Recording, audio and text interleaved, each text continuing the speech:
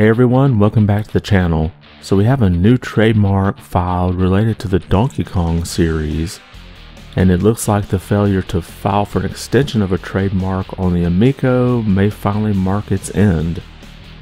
We have those topics and more to cover, but before we get started, if you like this video, be sure to give it a thumbs up. And if you haven't yet, consider subscribing and hitting that notification bell so we can keep you up to date with all the latest gaming news. Now let's get started.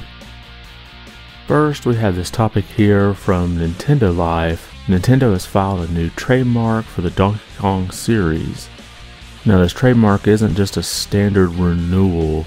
In this update, they've added downloadable programs for portable and electronic consoles.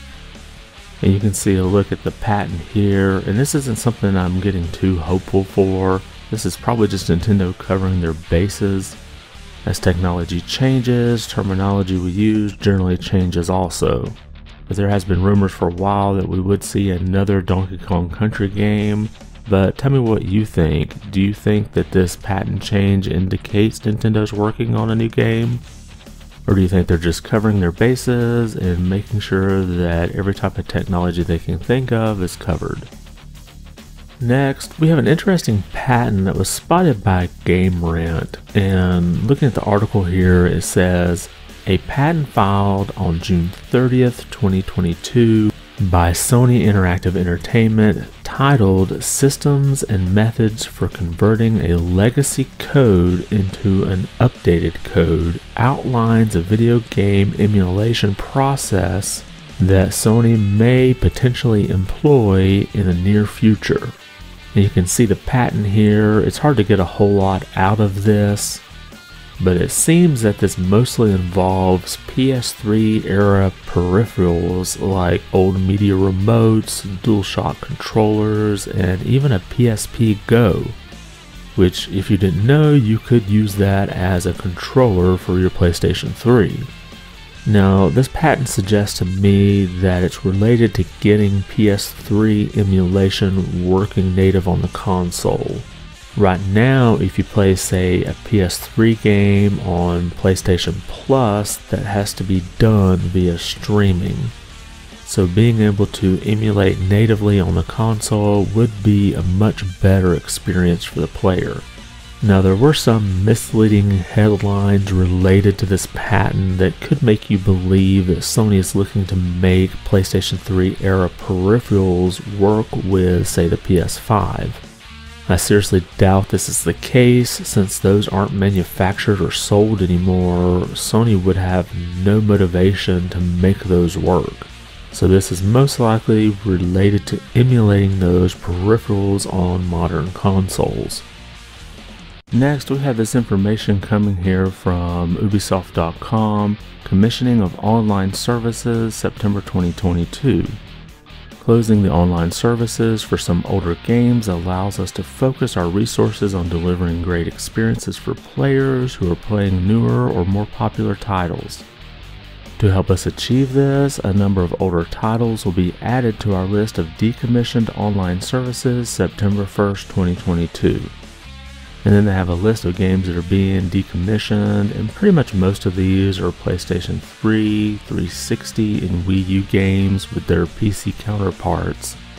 And you'll recognize titles like Assassin's Creed 2, Assassin's Creed 3, the 2012 release. So it's important to remember that remasters of like Far Cry 3 and Assassin's Creed 3 will not be shut down. Now, Ubisoft did a similar move in 2021 when they shut down the online components for many multiplayer games. And these are games like Tom Clancy's Rainbow Six Vegas, Rainbow Six Vegas 2, Rainbow Six Lockdown, and Far Cry 2. So if you're interested to find out if a game you play is on this list, check the link out in the description. They tell you exactly all of the games and what will be shut down in them. And finally, we've been following the downfall of the Amico since I started covering news on this channel, and we have the latest headline here from VGC. Intellivision's Amico's trademark changed to Abandoned, and latest sign it may never release. Now every patent has to file what's called a statement of use, which indicates how this product is being used in commerce.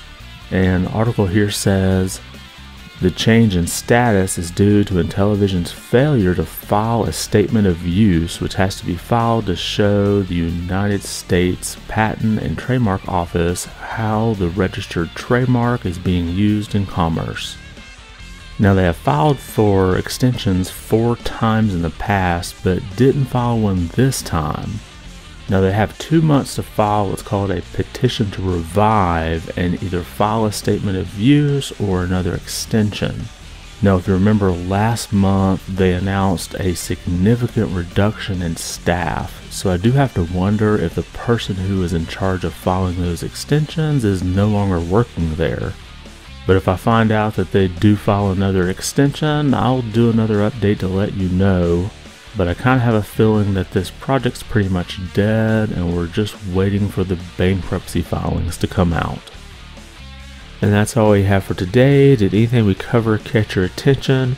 We covered a lot of patents today, and do you think that PS3 patent is related to native emulation on, say, the PS5? Or do you think they're trying to make old peripherals work with a new console? And do you think there's any hope for the Amico at this point? Drop a comment about those topics or anything else we covered today. I want to thank you for watching and be good.